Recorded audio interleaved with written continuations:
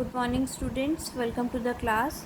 So we have started the first chapter of history, that is the establishment of British Empire in India, and we have completed till the Dutch in India, and now in today's class we are going to read the next topic, that is the French in India. So you see that how the Dutch, how the Portuguese, how the British companies established their trade and uh,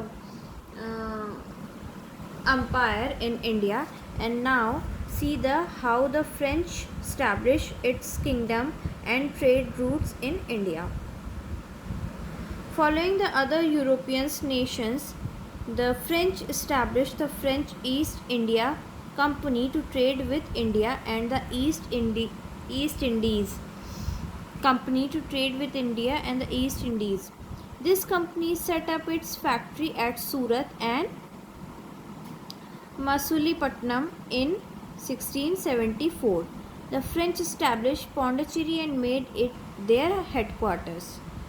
The French company had its factories also on the east and west coast of India. Their factories were in Chandanagar, Mahe and Karikal. The company also established its control over the land of Mauritius and Bourbon in the Indian Ocean. In 1742, France appointed Dupleix as the governor of its possession in India. Dupleix's idea of establishment the French Empire in the India led to the war between the two powers. So what is the meaning of possession? The French companies occupies the India for the trade and their kingdom. So French Empire led the war between two powers. So when French Empire are getting established in India, they were war between the two powers. And who were they? The English and the French. At last, the English emerged victorious in these wars and were able to contain the French influence in India.